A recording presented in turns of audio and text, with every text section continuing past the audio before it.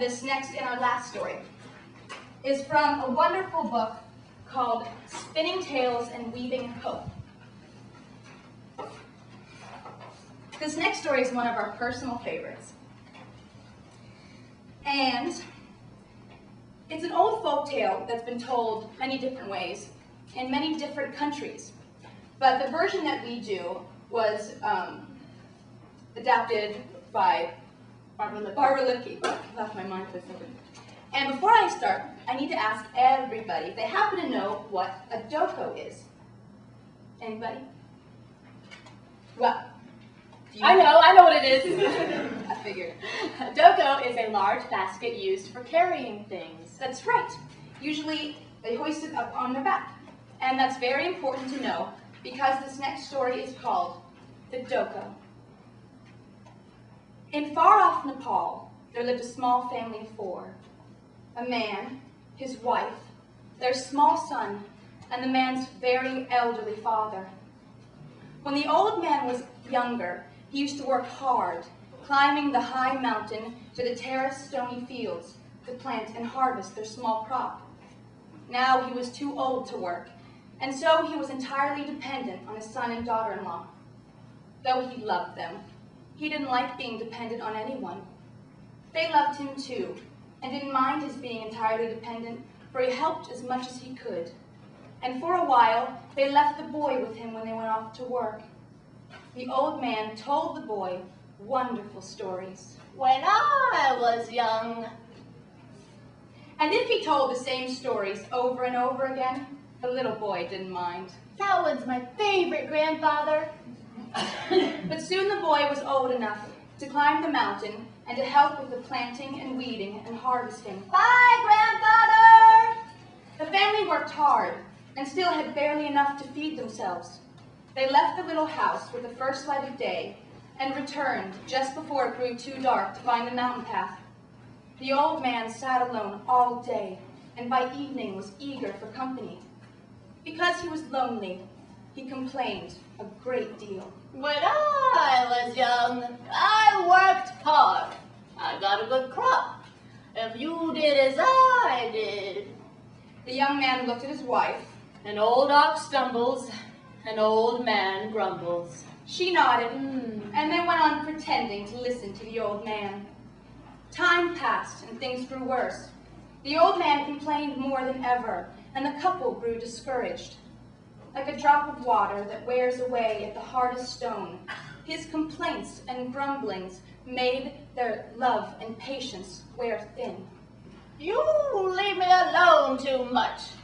When I was young. As he grew older, he often spilled his food.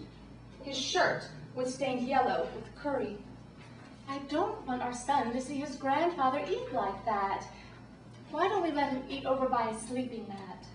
So they fed him on the other side of the room. Because there was little food and he wasted so much spilling it, they gave him less. The man complained more than ever. He was hungry. I'm hungry. He was cold away from the small fire. I'm cold. The young man looked at his wife. An old ox stumbles, an old man grumbles. She nodded. In the evenings, the little boy would often sit with his grandfather and listen to the stories again. Sometimes he tried to share his food with his grandfather. Here, grandfather. If his parents saw him, Don't waste your food. they scolded him. After a while, they began to grow leery of leaving the old man alone in the house with the fire. It's just not safe. He could be burned.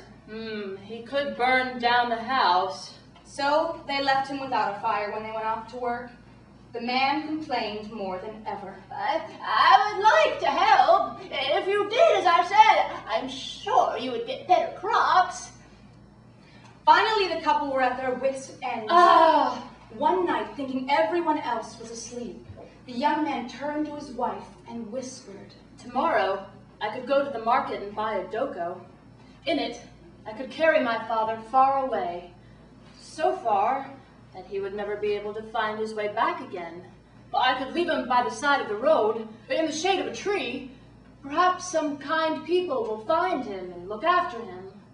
Oh, it would be so nice to be by ourselves not to have the constant complaining. But what the neighbors say, they're sure to notice that he's no longer here. Oh, tell them we have taken him to a place where kind people will look after him, so that he may spend his final days in peace. The more they talked, the more they began to believe that it was true.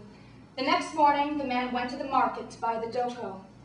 After a while, the little boy came to his mother and asked, "Mother, why are we throwing grandfather away?" Oh, no, we're not throwing grandfather away. Grandfather has become so old that we can no longer take proper care of him. We have to work very hard, and he needs someone with him all the time.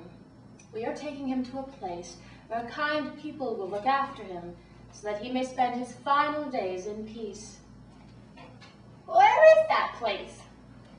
It's far, far away. In the evening, the man returned with the Doko. He placed it in the corner of the house and said to his wife, "Let us eat supper. When it is dark, I will carry my father away."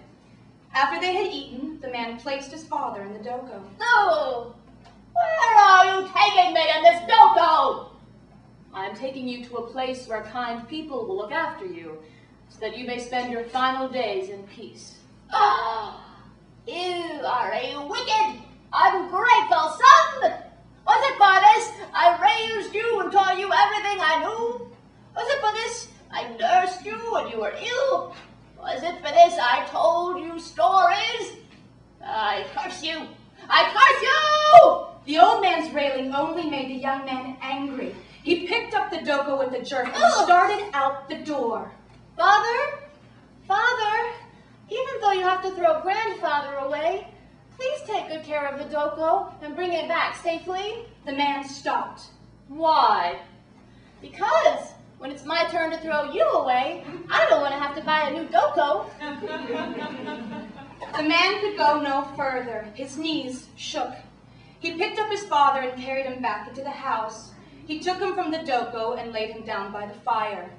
From thereafter, they all lived, well, perhaps not more happily, but with far greater understanding.